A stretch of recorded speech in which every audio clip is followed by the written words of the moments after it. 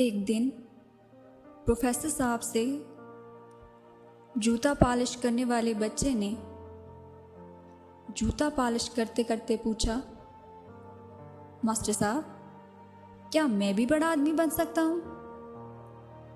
Professor ने कहकर लगाकर जवाब दिया, दुनिया का हर शख्स बड़ा आदमी बन सकता है।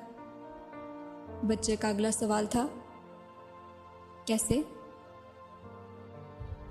प्रोफेसर ने अपने बैग से चाक निकाला और खोखे की दीवार पर दाएं से बाएं 3 लकीरें लगाईं।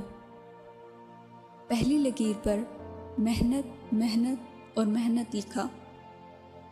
दूसरी लकीर पर ईमानदारी, ईमानदारी, ईमानदारी लिखा।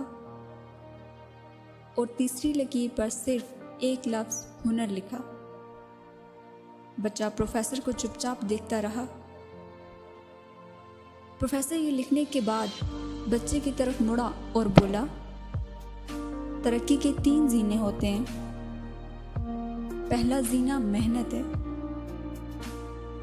आप जो भी हैं, आप अगर सुबह, दोपहर और शाम 3 औकात में मेहनत कर सकते हैं तो आप 30% कामयाब हो जाएंगे।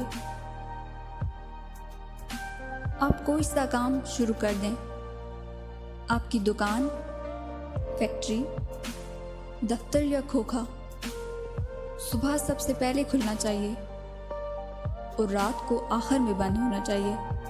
आप कामयाब हो जाएंगे। प्रोफेसर ने कहा, हमारे इर्द गिर्द मौजूद 90% लोग सुस्त हैं, ये मेहनत नहीं करते।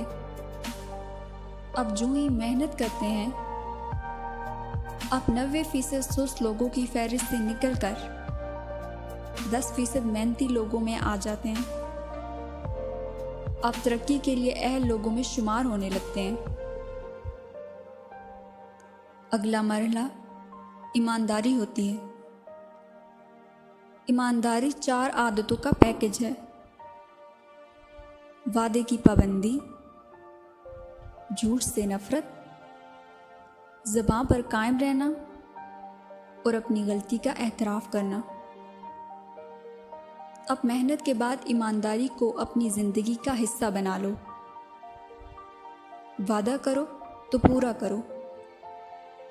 झूठ किसी कीमत पर न बोलो।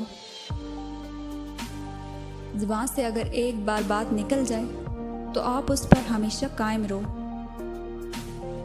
और हमेशा अपनी गलती, कोताही और खामी का आगे बढ़कर एतराफ़ करो। तुम ईमानदार हो जाओगे। कारोबार में इस ईमानदारी की शरह 50% होती है। आप पहला 30% मेहनत से हासिल करते हैं, आपको दूसरा 50% ईमानदारी देती है और पीछे रह गया 20%। तो ये 20% हुनर है। आपका प्रोफेशनलिज्म, आपकी स्किल्स और आपका हुनर आपको बाकी 20% भी दे देगा। आप 100% कामयाब हो जाओगे। प्रोफेसर ने बच्चे को बताया, लेकिन ये याद रखो, हुनर, प्रोफेशनलिज्म और स्किल की शरह सिर्फ 20% है और ये 20% भी आखिर में आता है। आपके पास अगर हुनर की कमी है तो भी आप मेहनत और ईमानदारी से 80% कामयाब हो सकते हैं। लेकिन ये नहीं हो सकता कि आप बेईमान और सुस्त हों और आप सिर्फ हुनर के ज़ोर पर कामयाब हो जाएं। आपको मेहनत ही से स्टार्ट लेना होगा। ईमानदारी को अपना ओढ़ना और बिछोना बनाना होगा।